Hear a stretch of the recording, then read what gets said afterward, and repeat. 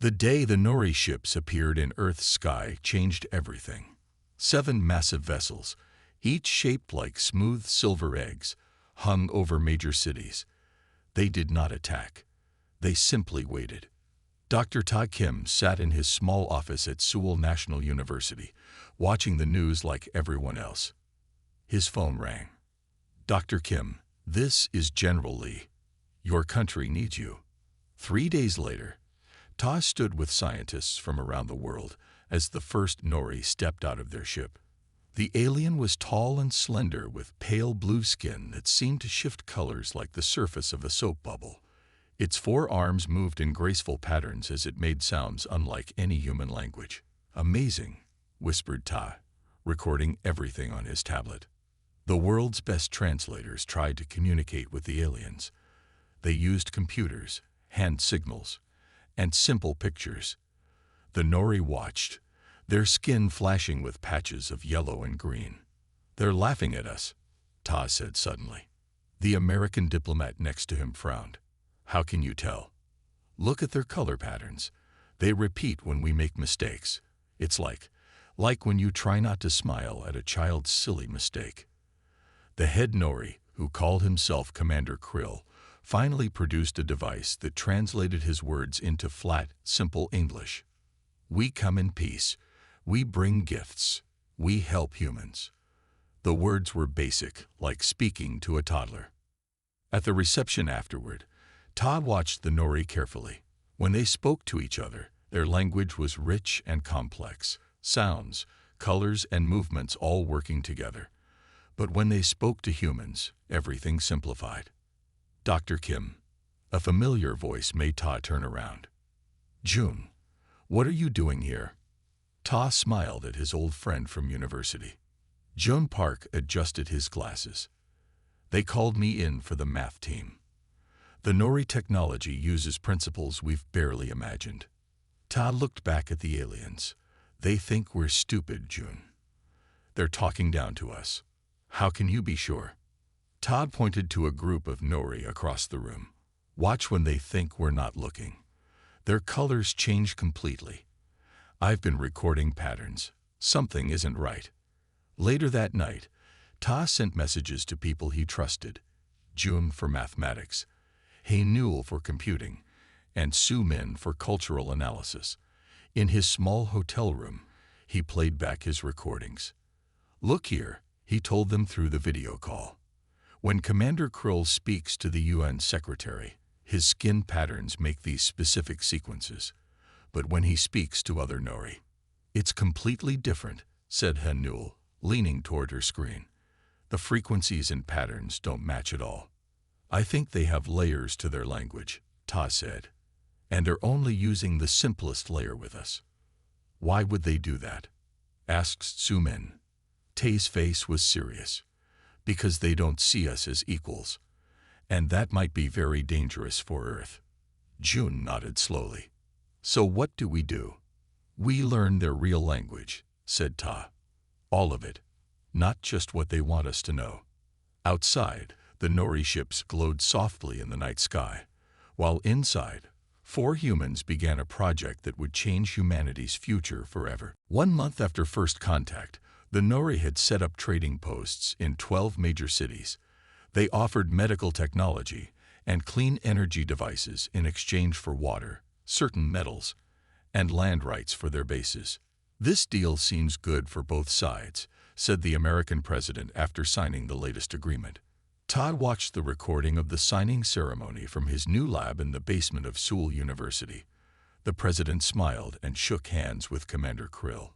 But Todd noticed how the alien skin flickered with quick bursts of orange when the treaty was signed.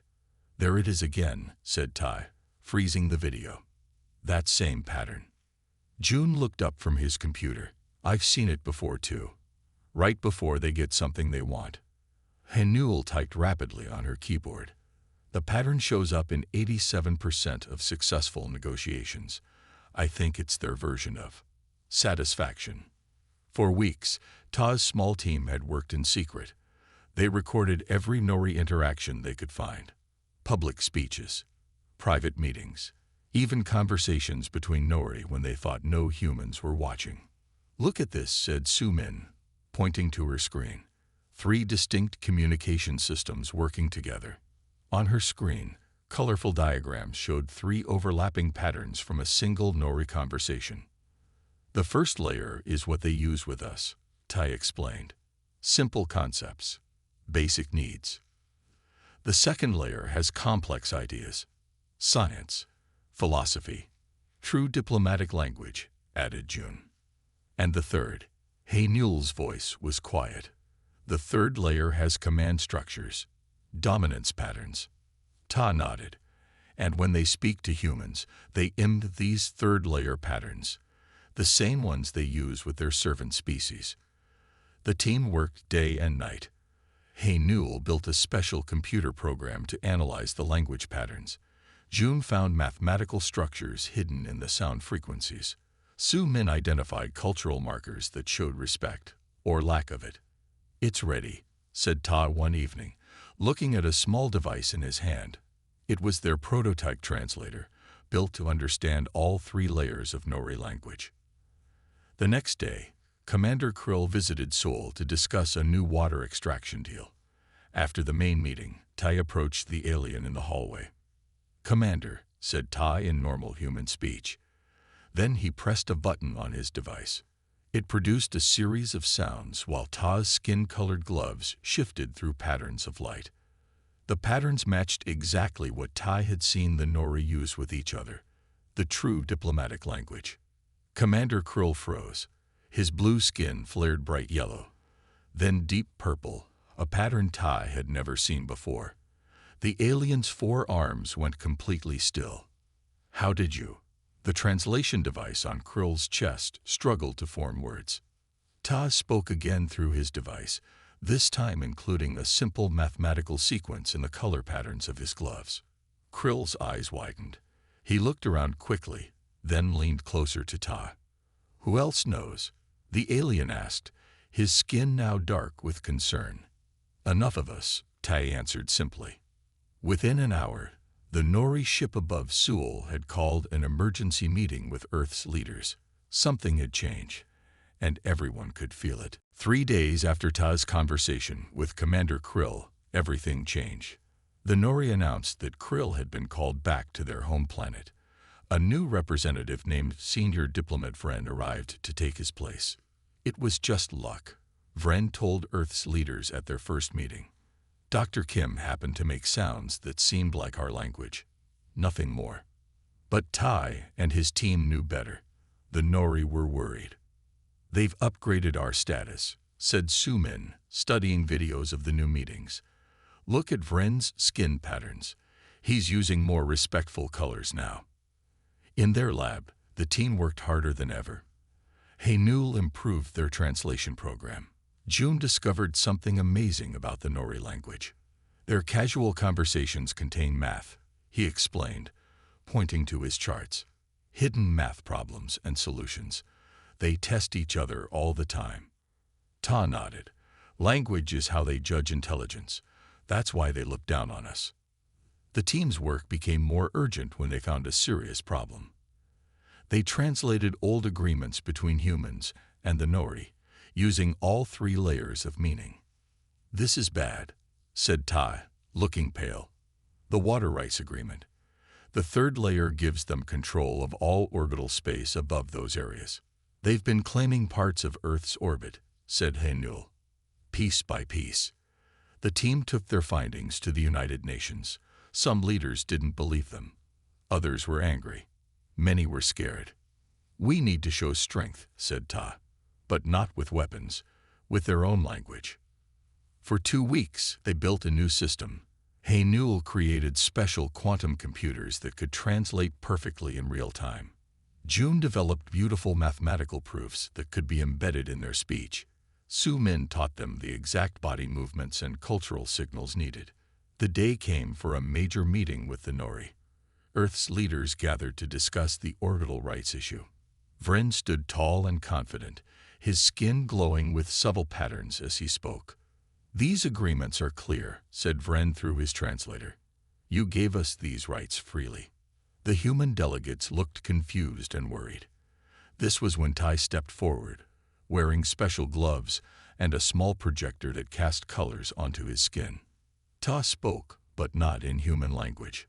His voice made complex sounds while his skin displayed shifting patterns of light. Hidden in his speech was an elegant mathematical proof about orbital mechanics. The room fell silent. Vren's blue skin turned almost white. Ta continued speaking in perfect Nori language, all 3 layers at once. He explained that humans understood everything now. The hidden meanings, the tricks in the agreements, the way the Nori had been treating them as lesser beings. Then Ta said something that made all the Nori in the room change color at once. "We decoded your language faster than any species you've ever met. What does that tell you about us?" The Nori delegates looked at each other. For the first time, fear showed in their color patterns. Not fear of human weapons or technology, but fear that they had deeply underestimated human intelligence. Senior diplomat Vren stood still for a long moment. The other Nori in the room looked at each other, their skin shifting through colors that showed surprise and worry. "We need to speak privately," Vren finally said to Ta. In a small meeting room, Vren faced Ta, Jun, Henul, and Su Min. The alien's skin had settled into a calm blue color. "In 10,000 years," Vren said slowly, "no species has ever decoded our full language so quickly." "You shouldn't have looked down on us," said Tai simply. Vren nodded. "The Nori believe language is the highest form of intelligence. We test each other with it. We judge others by it." "And you judged us as simple," said Su Min. "Yes." Vren's skin showed patches of purple, a color Ta now recognized as regret. "We were wrong." That afternoon, the Nori met again with Earth's leaders. This time, everything was different.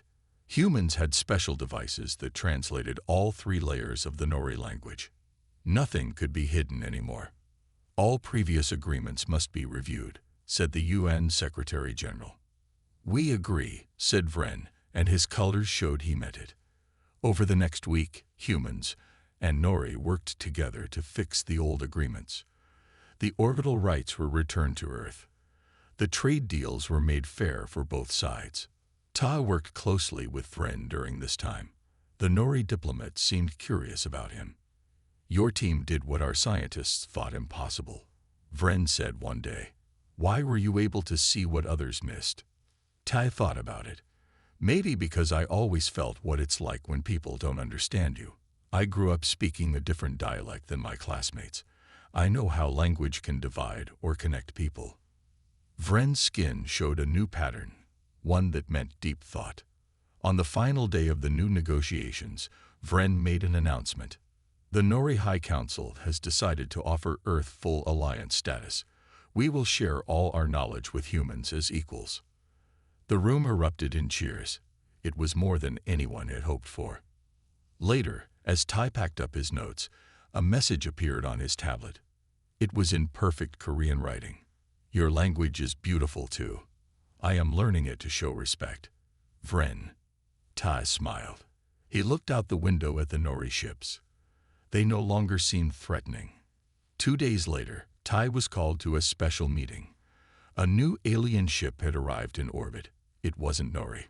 "They're called the Mivik," explained the general. "They want to speak with you specifically." On the video screen, a green reptilian alien appeared. It spoke through a rough translator. "We heard what you did with the Nori language," the alien said. "Our people have been under Nori control for centuries. Can you help us speak to them as equals?" Ta looked at his team. They all nodded. "Yes," said Ta. "We can help you." Around the galaxy, word was spreading. The humans of Earth had done something remarkable. They had shown that understanding language was the first step to true peace. And now, species who had been silenced for generations were finding their voice.